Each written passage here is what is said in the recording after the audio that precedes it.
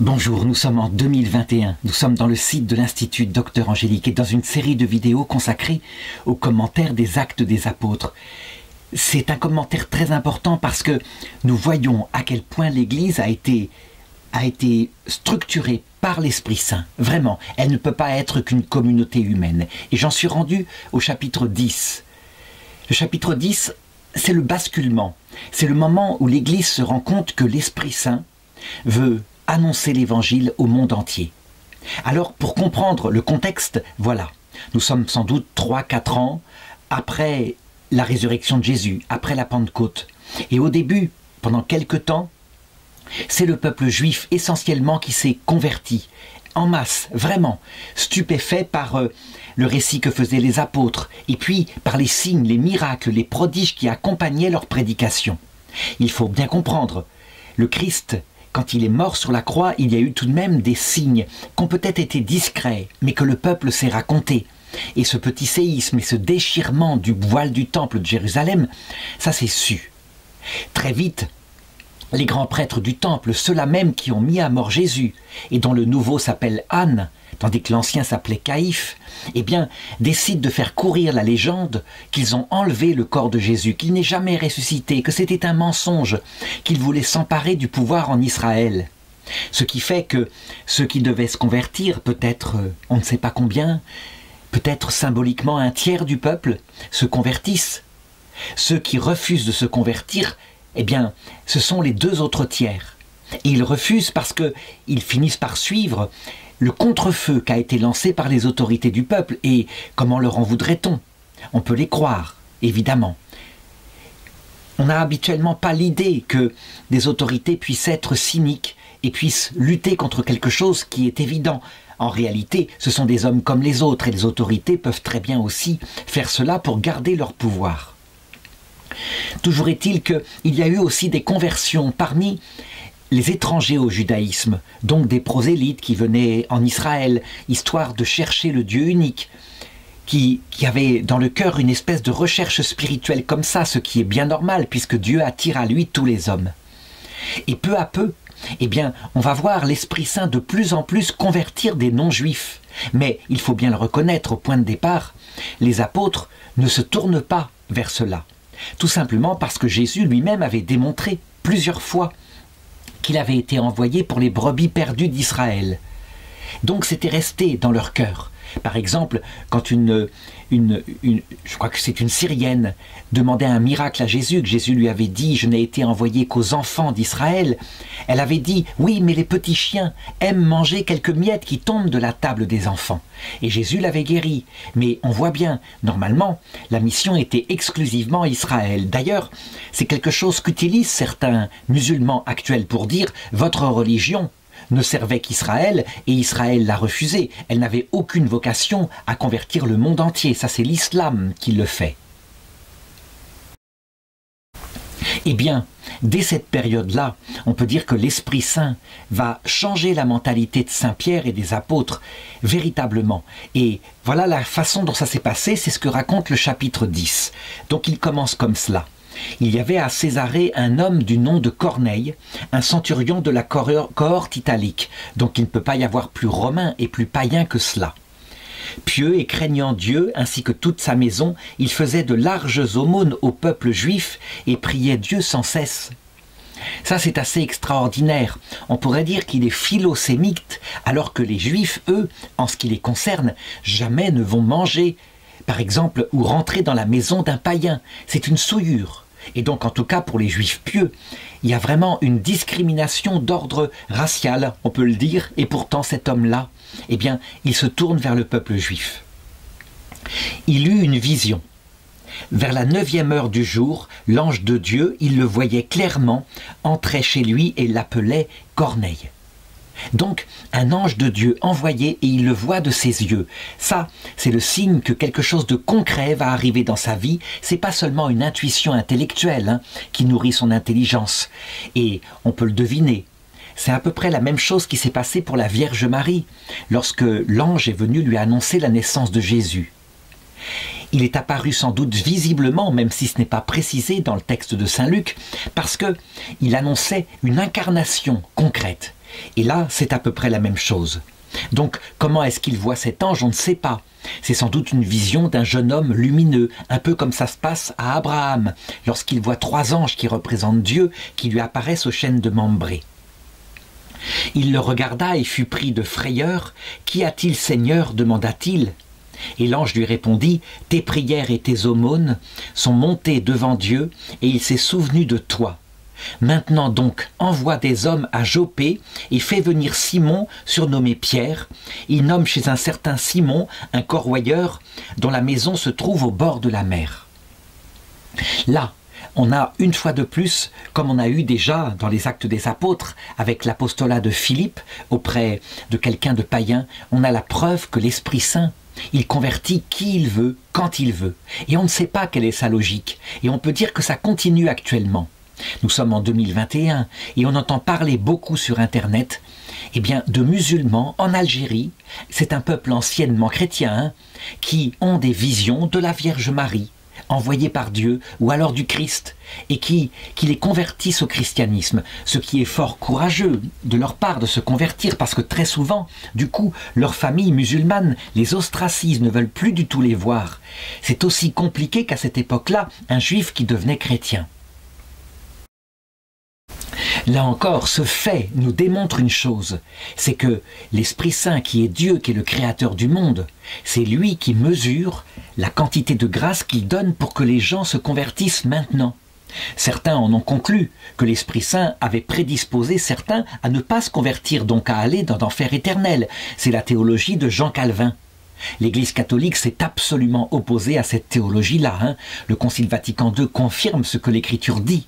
Dieu est mort pour tous les hommes, vraiment. Mais à cette époque-là, c'est vrai, Saint Pierre n'en est pas encore conscient. Et la conscience va s'étendre sur les apôtres peu à peu, à partir de faits comme cela.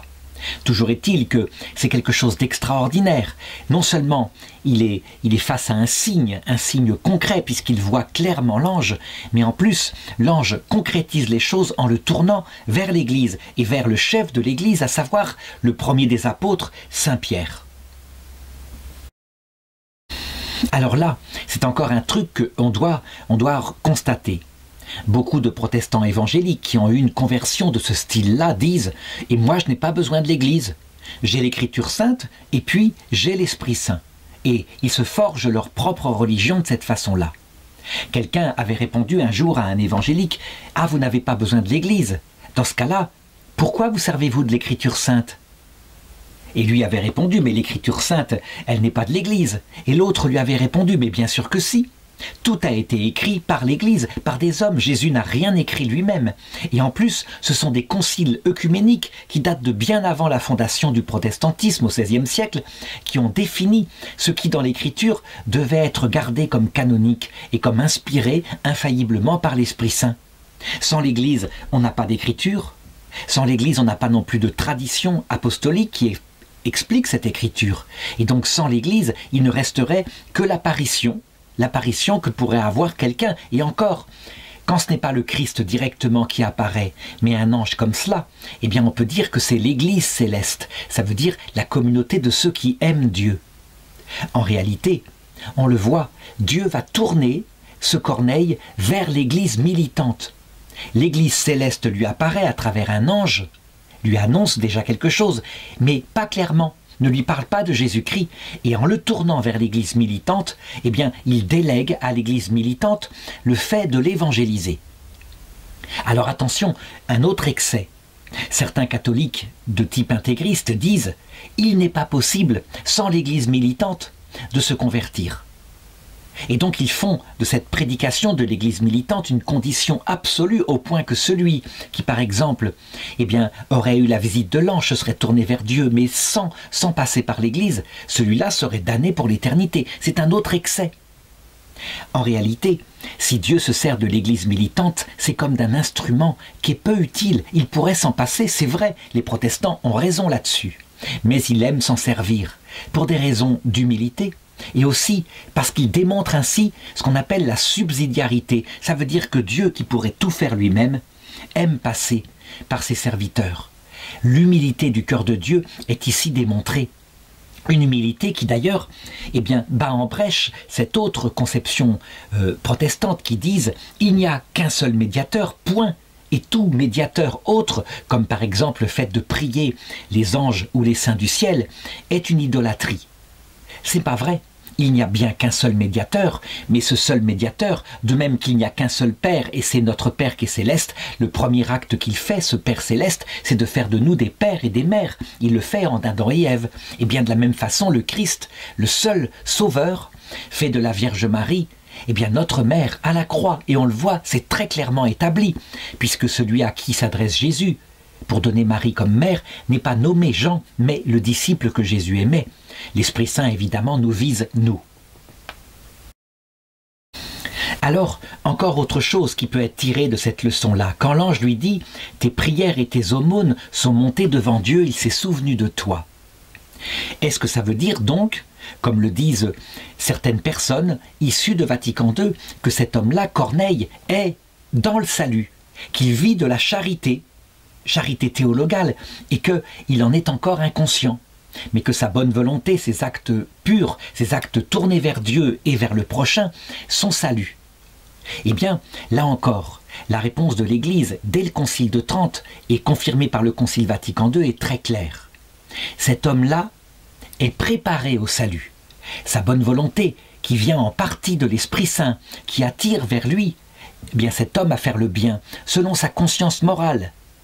Donc, ce qu'on appelle, ce que saint Thomas d'Aquin appelait comme grâce, une prémotion divine qui vient bien de Dieu et qui vise à le tourner vers la vision béatifique.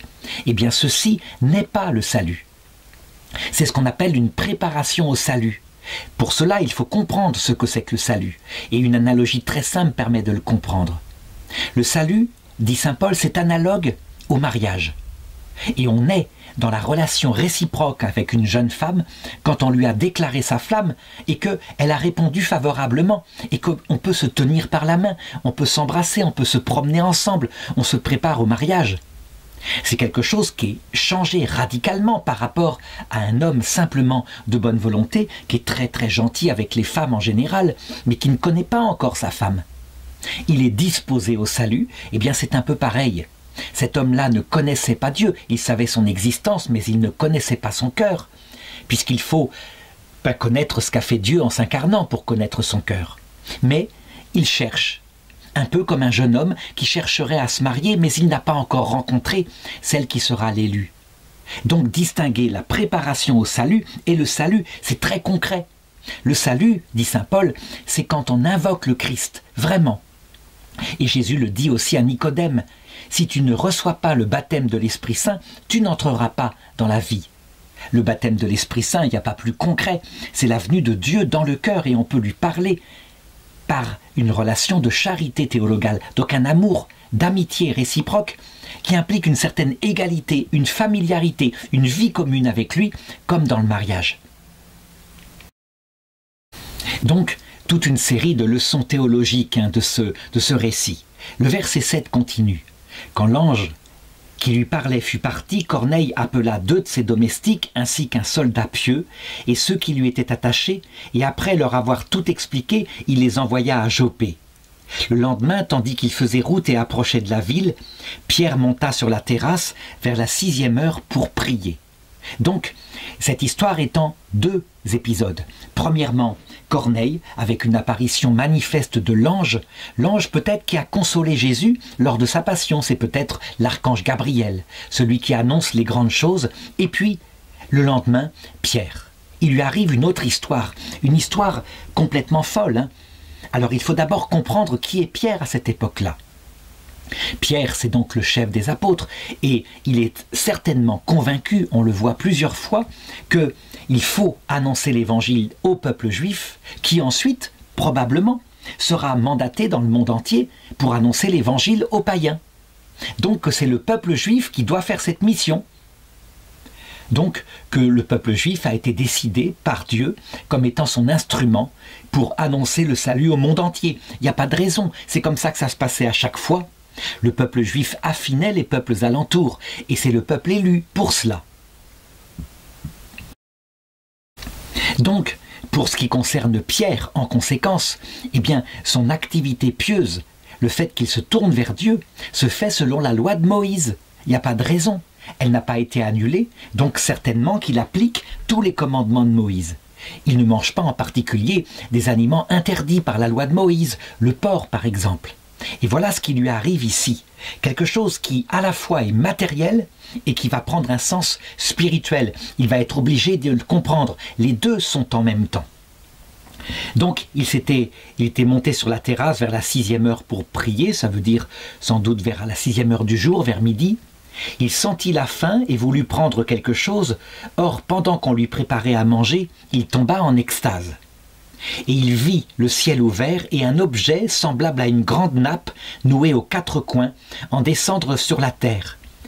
Et dedans il y avait tous les quadrupèdes et les reptiles et tous les oiseaux du ciel. Et une voix lui dit alors « Allons Pierre, immole et mange ». Mais Pierre répondit « Oh non Seigneur, car je n'ai jamais rien mangé de souillé ni d'impur. » Et de nouveau, une seconde fois, une voix lui parle « Ce que Dieu a purifié, toi, ne le dis pas souillé. » Cela se répéta 3 fois, et aussitôt l'objet fut remporté au ciel. Et tout perplexe, Pierre était à se demander en lui-même ce que pouvait bien signifier la vision qu'il venait d'avoir. Alors, il faut analyser au sens littéral ce que Pierre a dû penser de cette vision d'abord, au sens propre. Pierre est un juif et donc il la prend matériellement. Il y réfléchit et apparemment ça veut dire qu'il doit pouvoir manger maintenant des aliments impurs et du porc en particulier, du jambon. Pourquoi pas? D'autre part, comme ça se répète 3 fois, eh bien, ça indique une véritable volonté de Dieu. C'est un peu aussi fort que quand Jésus disait « En vérité, je vous le dis ». Habituellement, le prophète Joseph, vendu en Égypte, disait « Quand un rêve se répète 2 fois, ça veut dire que la volonté de Dieu est arrêtée et qu'elle se réalisera. » 3 fois, c'est plutôt en rapport avec la Trinité, donc que c'est une volonté du Nouveau Testament. Il doit l'écouter. Alors évidemment, doit lui remonter en mémoire des affaires très anciennes qu'il a eues au moment où Jésus prêchait. Il se souvient par exemple de ce passage de l'Évangile. Il faut remarquer que les textes de l'Évangile n'ont pas encore été écrits, mais lui, il l'a vécu, il a vu tout cela, il a entendu l'enseignement de Jésus. C'est un passage qui est rapporté en Marc chapitre 7 à peu près, 7 verset 14 jusqu'à 19. Donc, Jésus enseignait les foules et il avait eu un propos très spécial en disant « Comprenez-moi bien, ce qui rentre dans le corps de l'homme par l'aliment ne souille pas l'homme. Mais c'est ce qui sort du cœur de l'homme qui souille l'homme, à savoir les péchés, l'impureté mentale. » Et les gens, évidemment, n'avaient pas forcément compris parce que pour eux, on était souillé aussi par des choses extérieures. Par exemple, quand on rentrait, je l'avais dit tout à l'heure, dans la maison d'un païen, ou quand on touchait un cadavre, ou quand on mangeait un aliment interdit. Cette souillure est dans la loi de Moïse, et donc des rituels extérieurs étaient considérés par les Juifs qui étaient élevés tout petits comme cela, comme étant source de péché. Il fallait s'en purifier extérieurement par des ablutions, des choses comme cela. Il y avait donc toute une série de lois d'ordre, qu'on dirait maintenant d'ordre sanitaire, vraiment. Et alors évidemment, ceux qui étaient là n'avaient pas compris, il faut se mettre à leur place. Quand on est élevé toute sa jeunesse à considérer que le porc est vraiment un animal, si on le touche, on devient impur devant Dieu, on finit par le croire. Alors, Jésus avait réuni ses apôtres, c'est en Marc chapitre 7 verset 18, et il leur avait expliqué à part pour eux ce qu'il voulait dire. Vous aussi, vous êtes à ce point sans intelligence. Et c'est vrai, pour nous ça paraît évident, mais il faut bien comprendre que nous avons été mûris par Jésus. Donc, nous n'avons pas de mérite. Ne comprenez-vous pas que rien de ce qui pénètre du dehors dans l'homme ne peut le souiller? Et c'est vrai, ça ne pénètre pas dans le cœur, mais dans le ventre, puis ça s'en va au lieu d'aisance. Et après tout, là c'est une souillure, on pourrait dire d'ordre biologique, mais pas plus que ça, c'est aussi naturel. Et alors, Marc commente en disant « Ainsi, il déclarait purs tous les aliments. » Et il disait ensuite ce qui sort de l'homme, donc en fait du cœur de l'homme, voilà ce qui souille l'homme, et il avait donné des exemples. car du dedans du cœur de l'homme sortent les desseins pervers, débauche, vol, meurtre, adultère, cupidité, méchanceté, etc. Et il avait tout cité. On peut dire que vraiment les gens auraient pu le comprendre parce que des prophètes de l'Ancien Testament, comme Daniel l'avait déjà dit, les sacrifices d'animaux n'apportent rien à Dieu, mais un cœur humble. Voilà ce qui plaît à Dieu plus que tous les sacrifices du monde. Eh bien, il faut croire que, malgré tout, le peuple en revenait à des choses comme ça extérieures. Et ça se passe aussi parfois chez les chrétiens, où on finit par croire que l'acte même, l'acte matériel, par exemple d'une dévotion, sauve. Et on ne comprend pas que quand par ailleurs on est méchant avec son prochain, on salit son âme. En tout cas, on le voit, Pierre à ce moment-là, probablement, eh bien, il comprend qu'il devra manger de tous les aliments, que des préceptes extérieurs de la loi de Moïse ne sont plus à faire. Et d'ailleurs, c'est ce qu'il fera passer lors du concile de Jérusalem. Mais au même moment, voilà que la réponse cette fois à un autre niveau, c'est la réponse de l'Esprit Saint profonde, va lui être donnée par le fait que, au même moment, c'est ce que raconte la suite du verset, quand justement les hommes envoyés par Corneille, s'étant enquis de la maison de Simon, se présentèrent au portail. Et donc, il va faire le rapport, évidemment, il y a une coïncidence qui ne peut pas être un hasard. Donc ils appelèrent et s'informèrent que c'était bien là le lieu où nommait Simon surnommé Pierre. Comme Pierre était toujours à réfléchir sur sa vision, donc elle l'avait vraiment traumatisé, l'Esprit lui dit « Voici des hommes qui te cherchent, va donc, descends et pars avec eux sans hésiter, c'est moi qui les ai envoyés. » Pierre descendit auprès de ces hommes et leur dit « Me voici, je suis celui que vous cherchez, quel est le motif qui vous amène ?» Et ils répondirent « Le centurion Corneille, homme juste et craignant Dieu, à qui toute la nation juive rend bon témoignage, a reçu d'un ange saint l'avis de te faire venir chez lui et d'entendre les paroles que tu as à lui dire. » Pierre les fit alors entrer et leur donna l'hospitalité, et le lendemain il se mit en route et partit avec eux.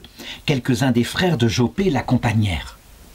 Là d'abord, premièrement, on voit que Pierre est vraiment ébranlé par ce qu'il s'est passé. Le fait de faire rentrer les serviteurs du centurion romain dans sa maison, ça rend sa maison, techniquement, en tout cas pour un juif pieux, impur, déjà. Premier point. Donc, il a fait le rapport. Manger des aliments impurs, ça veut dire fréquenter maintenant, discuter, aimer les païens. Ne plus considérer ces hommes-là comme étant séparés de Dieu, comme étant non fréquentables. Et chaque détail de ce qui va se passer ensuite, eh bien, permet de réfléchir à ce que fait l'Esprit Saint, la façon dont il dirige l'Église. Il entra dans Césarée le jour suivant, Corneille les attendait et avait réuni ses parents et ses amis intimes. Au moment où Pierre entrait, Corneille vint à sa rencontre et tombant à ses pieds, il se prosterna. Ça veut dire que, on le voit bien, Corneille, c'est un païen. Il considère que cet envoyé de Dieu, là, peut-être est un demi-dieu lui-même. Et là, Pierre est obligé de l'arrêter tout de suite. C'est le verset 26. Mais Pierre le releva en disant « Relève-toi, je ne suis qu'un homme, moi aussi. » Alors, là encore une petite remarque. La prosternation, elle peut signifier l'adoration de latrie, ça veut dire qu'on considère quelqu'un comme un demi-dieu, ce que faisaient les païens. Mais elle peut aussi parfois relever, on le voit bien dans l'Écriture, de l'honneur. Ça veut dire de ce qu'on appelle l'adoration de doulia en latin. Donc, on se prosterne parfois devant un frère, devant une sœur. On voit par exemple Jacob, le petit-fils d'Abraham, qui se prosterne 7 fois devant son frère Ésaü, parce qu'il doit lui demander pardon pour des péchés qui datent de leur jeunesse. Il est évident qu'il ne l'adore pas comme Dieu, mais l'honneur comme son frère aîné. Donc, il faut faire très attention quand on constate par exemple des génuflexions, des prosternations chez les catholiques et chez les orthodoxes. Les protestants qui ont tendance à pousser les choses, ils disent « Regardez, ils sont idolâtres, ils font les mêmes gestes pour Jésus qui est Dieu et pour les saints qui ne sont que des créatures. » Eh bien, ce sont les mêmes gestes extérieurs, mais ce n'est pas du tout la même signification intérieure. Et c'est facile à comprendre. Les protestants peuvent le comprendre, par exemple l'imposition des mains dans l'écriture, même geste, a plein de significations selon qu'elle est faite pour la confirmation, pour guérir un malade ou quelque chose de ce style-là. Et le verset 27 continue. Et tous en s'entretenant avec lui, il entra. Il trouva alors les gens qui s'étaient réunis en grand nombre et il leur dit: vous le savez, il est interdit absolument à un juif de frayer avec un étranger ou d'entrer chez lui. Mais Dieu vient de me montrer à moi qu'il ne faut pas appeler un homme souillé ou impur. Aussi n'ai-je fait aucune difficulté pour me rendre à votre appel, et je vous le demande donc, pour quelle raison m'avez-vous fait venir? Saint Pierre, il a fini par comprendre l'apparition qui lui avait été faite avec la nappe. Il a fait le rapport, évidemment. Il y avait forcément cela qui était signifié. Et donc il apprend, dès cette époque-là, à sortir du sens littéral, matériel, que les Juifs appliquaient jusqu'ici, à retirer le voile sur ses yeux et à comprendre tous les actes de Moïse par leur sens spirituel. On peut donc dire que maintenant, nous, quand nous commentons l'Ancien Testament, nous avons le sens spirituel, et ça commence ici. Les Juifs nous dénient ce rôle-là, disent « Mais non, Moïse ne pensait pas du tout à cela, ils ont bien raison. » Au sens littéral, Moïse n'y pensait pas, mais nous leur répondons « L'Esprit Saint, lui, il y pensait vraiment. » Et quand il interdisait de manger certains aliments impurs, c'était pour signifier que dans l'arche de Noé, où furent sauvés une partie de l'humanité, eh bien, il y avait des hommes qui n'étaient pas du culte du Dieu unique, il y avait des païens. Tout simplement, c'est ce que symbolisent les animaux. Donc, tout le symbole des animaux impurs dans l'Écriture, depuis l'arche de Noé, prend ici son sens. Dieu est donc venu pour sauver tous les hommes, et l'arche de Noé le symbolisait donc.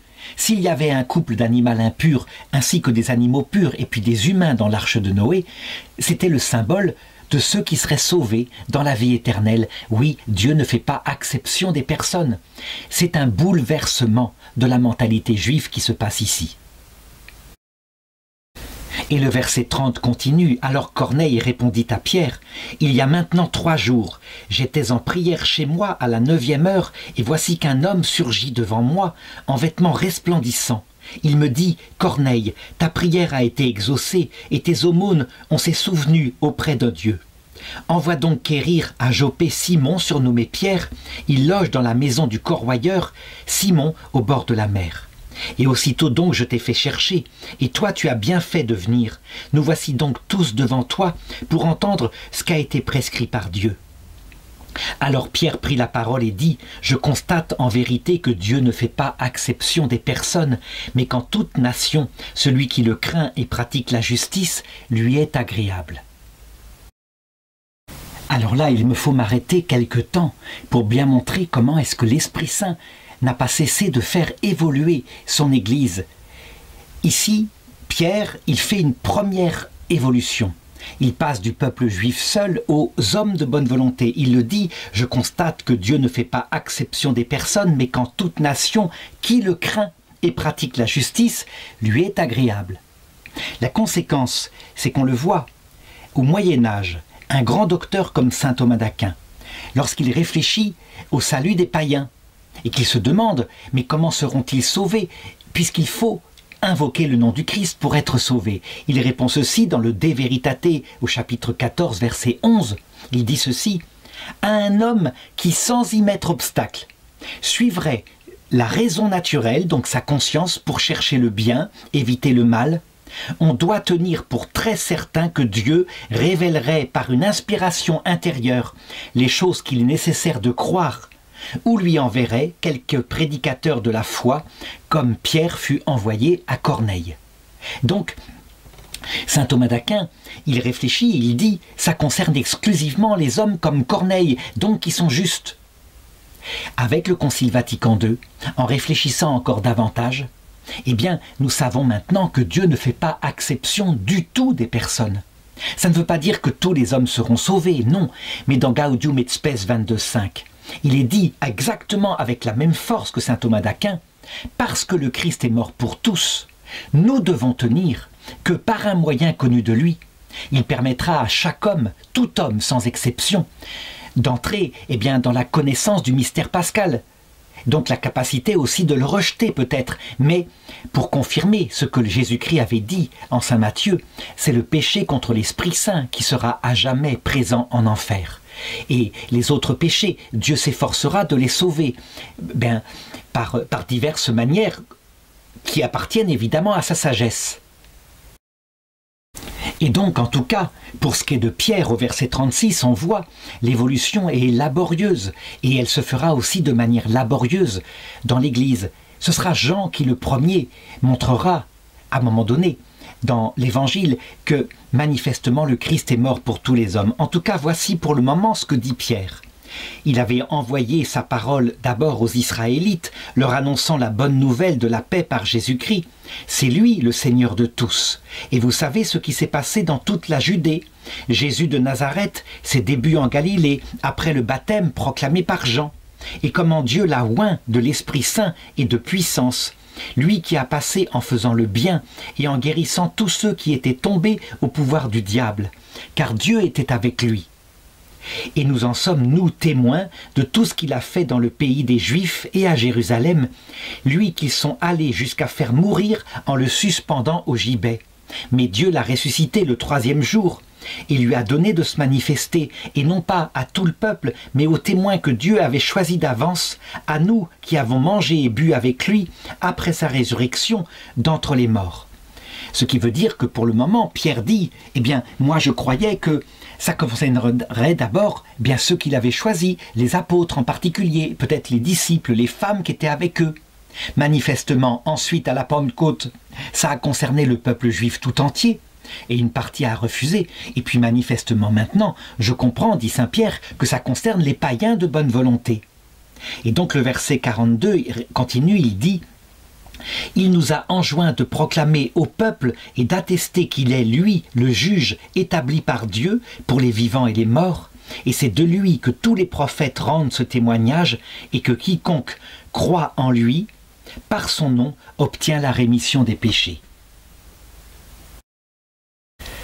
On peut dire qu'à ce moment-là, Dieu va manifester à Pierre et donc à l'Église catholique tout entière sa volonté par un signe indubitable. C'est le verset 44 qui le dit. Pierre parlait encore quand l'Esprit Saint tomba sur tous ceux qui écoutaient la parole, sans exception, donc tous les païens qui étaient là, dans la pièce. Le centurion Corneille, ses serviteurs, sa famille, etc. Et tous les croyants circoncis qui étaient venus avec Pierre furent stupéfaits de voir que le don du Saint-Esprit avait été répandu aussi sur les païens. Et ils les entendaient en effet parler en langue et magnifier Dieu. Alors Pierre déclara « Peut-on refuser l'eau du baptême à ceux qui ont reçu l'Esprit Saint aussi bien que nous ?» Et il ordonna de les baptiser au nom de Jésus-Christ. Alors ils le prièrent de rester quelques jours avec eux. C'est absolument incroyable ce qu'il se passe là. Encore une fois, l'Esprit Saint, donc le baptême qu'avait annoncé Jean-Baptiste, que donnerait le Messie, qui est donné en premier, et en conséquence l'Église suit. C'est un peu comme ça. On peut dire que dans cette manifestation du salut universel de Dieu, de la même façon, les saints vont découvrir les choses et le magistère va suivre. Donc par exemple, il suffit de regarder dans l'Évangile selon saint Jean, ce que saint Jean lui-même, alors qu'il est devenu très âgé, a médité et a compris. Il a compris tout ce que dira, 2000 ans plus tard, le Concile Vatican II. Il dit ceci, c'est en Jean chapitre 11, verset 49, à propos de la décision par le grand prêtre Caïphe d'exécuter Jésus. L'un d'entre eux, Caïphe, qui était grand prêtre cette année-là, dit au Sanhédrin qui l'entourait, « Vous n'y comprenez rien. Vous ne songez même pas qu'il est de votre intérêt qu'un seul homme meure pour que le peuple et que la nation ne périssent pas tout entière. » Le propos au sens littéral de Caïphe qui prophétise, eh bien, selon ce qu'il est, c'est-à-dire selon juif, il dit simplement « on va tuer Jésus et comme ça il n'y aura pas d'émeute. Et donc comme ça les Romains ne vont pas massacrer le peuple qui fera l'émeute à Jérusalem. » C'est tout, il ne veut rien dire de plus. Eh bien Jean commente en disant « Or cela, il ne le dit pas de lui-même, mais étant grand prêtre cette année-là, il prophétisa que Jésus allait mourir pour la nation. » Donc ça, Jean le reconnaît, pour le peuple juif en premier. Et non pas seulement pour la nation, mais encore afin de rassembler dans l'unité les enfants de Dieu dispersés. Certains, en regardant cette seconde phrase, ont dit, eh bien, il vise les juifs qui étaient dans la diaspora, donc les juifs de Rome, etc., d'Alexandrie. Et manifestement non, il visait le monde entier. D'ailleurs, dans l'Évangile, quand l'ordre de baptiser est écrit. Baptisez-les au nom du Père et du Fils et du Saint-Esprit, allez dans toutes les nations. Manifestement, c'est au monde entier que l'Évangile est réservé. Et je dirais même plus, pas seulement dans les nations païennes, aux hommes de bonne volonté, mais même aux pervers, de telle façon que, justement, étant confrontés à l'Évangile, ils le refusent, mais cette fois librement. Ainsi, on peut le savoir, l'Évangile sera annoncé à tous les hommes sans exception. Gaudium et Spes 22.5. Tous les hommes, ça veut dire y compris les bébés et les bébés morts sans baptême, les saints innocents, mais aussi les hommes pervers. Ils refuseront le Christ, ceux-là. Et ce sera un blasphème contre l'Esprit Saint, ce qui veut dire qu'ils le feront totalement lucidement et en toute maîtrise d'eux-mêmes. Ce qui veut donc dire qu'ils auront reçu eux aussi la prédication de l'Évangile. On ne peut pas refuser lucidement quelque chose qu'on ne connaît pas. Ce qui est stupéfiant dans toute cette histoire-là, c'est qu'évidemment, on a une image de cela, par exemple, dans l'Égypte antique.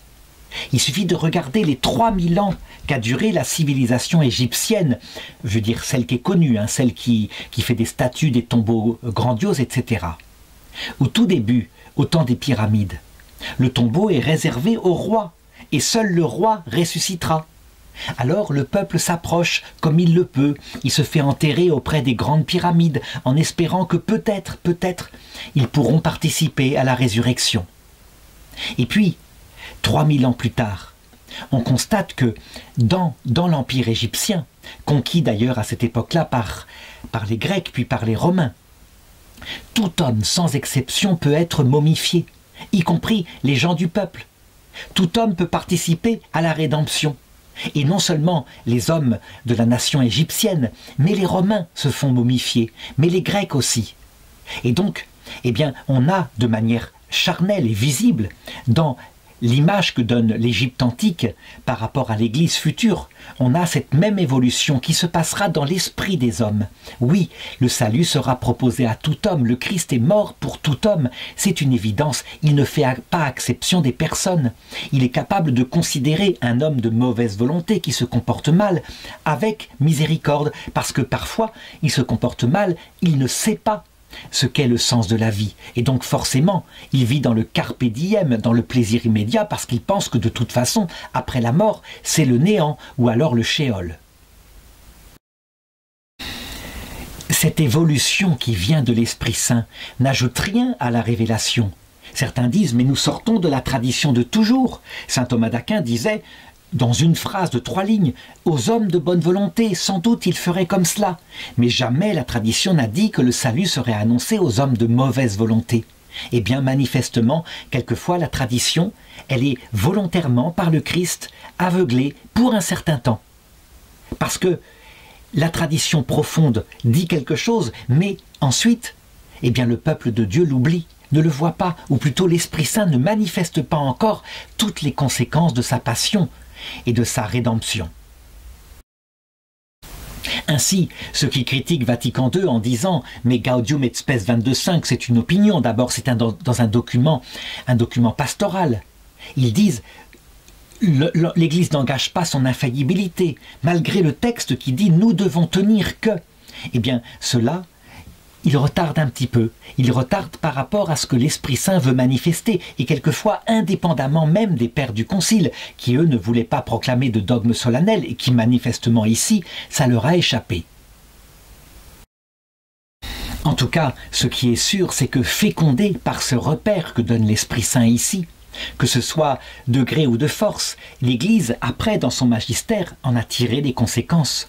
Le pape Jean-Paul II a mis cet article de foi dans le catéchisme de l'Église catholique, et le pape Benoît XVI, en 2007, a dit « Réfléchissons donc à cette théorie-là, sortie par saint Augustin en Occident, celle des limbes éternelles pour les petits-enfants qui seraient morts sans baptême. Il y a quelque chose qui ne va pas. » Chercher la solution, avait-il demandé à la Commission théologique internationale, qui avait regardé tout ce que la foi avait défini au cours de l'histoire et qui avait dit il faut trouver une solution, effectivement, qui puisse rendre compte de toute la foi, à savoir que un homme ne peut être sauvé que par le baptême. Si on arrive sans le baptême après la mort, on n'est pas sauvé. et que pourtant le salut sera proposé à tout homme, donc y compris aux bébés morts sans baptême. La solution, elle n'est pas facile, mais il faut la trouver, et c'est un appel aux théologiens. Finalement, les enfants la trouvent très rapidement, simplement ils disent « Eh bien, c'est pas compliqué, les bébés, dans le passage de la mort, entre ce monde et l'autre, sont baptisés, si ce n'est pas par leurs parents qui les avortent et les rejettent, qui ne croient pas en leur âme, eh bien par le ciel, par la Vierge Marie qui les adopte, tout simplement. Et donc, ils grandissent ensuite, ils vivent dans les limbes un certain temps, et puis le salut leur est proposé explicitement. Ils peuvent alors entrer comme des adultes. Ils ont grandi, ils peuvent entrer dans la vie éternelle, ou au contraire, hypothétiquement, la refuser. Alors encore une dernière remarque par rapport à ce texte, on voit que Saint Pierre les baptise tous immédiatement. Donc il ne faut pas croire qu'il y avait, je sais pas, il y avait là un lac, hein, ils étaient dans une maison, donc peut-être qu'il les a baptisés simplement en versant un peu d'eau sur leur front. Donc le baptême par immersion n'est pas une preuve, n'est pas un absolu. Le baptême, c'est simplement le contact avec l'eau et la parole prononcée.